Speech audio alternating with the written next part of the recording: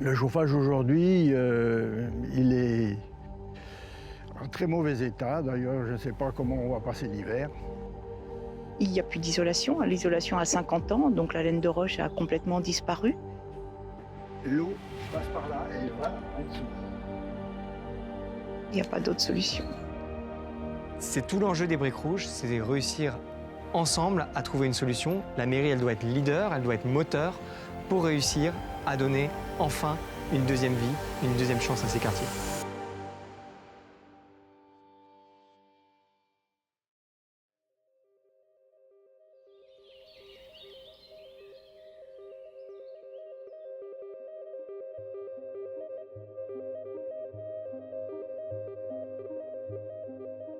En absence de rénovation, les appartements vont devenir inhabitables.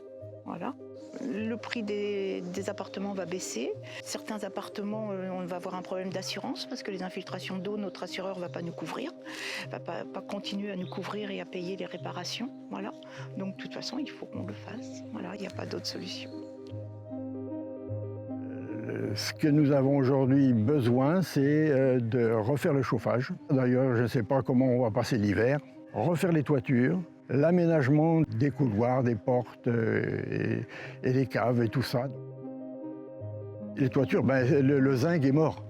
Et donc tout ça fait que l'humidité est rentrée dans les toitures, dans la toiture, et qui justement, quand il y a trop d'eau, ça se pénètre par les micro-fissures dans les appartements. Et donc c'est pour ça que beaucoup de gens du 4e se plaignent des fissures, des fuites dans le plafond. Dans beaucoup d'endroits, la laine de verre est complètement remplie d'eau et donc inutile.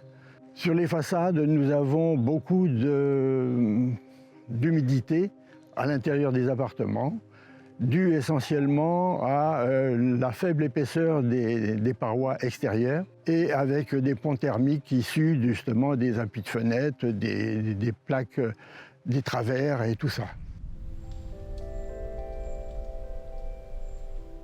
Les briques rouges, c'est une identité de quartier éclatée puisqu'on est à Verneuil-sur-Seine sur 5 copropriétés différentes avec cette même identité de briques rouges. La principale difficulté des briques rouges, c'est vraiment cet habitat diffus. On est sur un habitat éclaté entre des propriétaires et puis des locataires, des générations très différentes et puis des manières de vivre le quartier extrêmement différentes. On a aussi bien des personnes âgés qui aujourd'hui en plus habitent souvent dans les étages alors qu'il n'y a pas d'ascenseur et puis des problématiques très simples de familles qui n'ont pas les moyens de participer aux travaux qui sont vraiment nécessaires dans ces quartiers. Ce qui est important à dire, c'est que la plupart des gens ont déjà dépensé beaucoup. C'est-à-dire qu'ils se sont déjà investis financièrement. Et on doit continuer. Donc c'est là où ça devient problématique.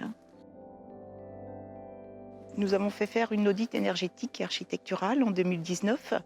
Et donc c'est le plus gros enjeu que nous avons à régler, c'est-à-dire refaire toute l'isolation de ces bâtiments et la rénovation de ces bâtiments, qui représente un coût d'environ 3 millions d'euros.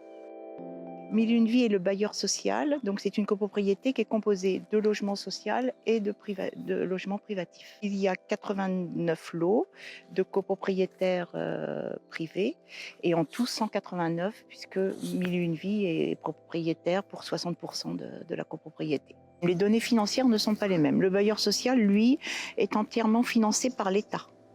Donc lui, les rénovations, on lui finance, donc il a tout intérêt à les faire. Les propriétaires privés, financièrement, ils n'ont pas d'aide et ils sont déjà au maximum de leur taux d'endettement. Donc là, oui, c'est une problématique pour ces gens-là. Voilà. C'est tout l'enjeu des briques rouges, c'est de réussir ensemble à trouver une solution. La mairie, elle doit être leader, elle doit être moteur pour réussir à donner enfin une deuxième vie, une deuxième chance à ces quartiers. Le Salon des maires et des collectivités locales, c'est une opportunité de rencontre, c'est une opportunité de partage d'expériences et plus globalement de trouver sa boîte à outils où on va pouvoir ensuite s'emparer d'outils et les mettre à disposition de nos habitants et de nos territoires. Alors, je pense que j'ai compris et Enerlis doit pouvoir proposer des solutions aux maires. Malheureusement, la situation que traverse l'ensemble immobilier des Briques Rouges aujourd'hui n'est pas rare du tout. Enerlis a une réelle expertise dans le domaine de la rénovation énergétique. On apporte des solutions au propriétaire qui, lui, va rénover son bâtiment et va lui faire un peu gagner en valeur. Et on va surtout apporter des économies d'énergie et des économies sur la facture des occupants.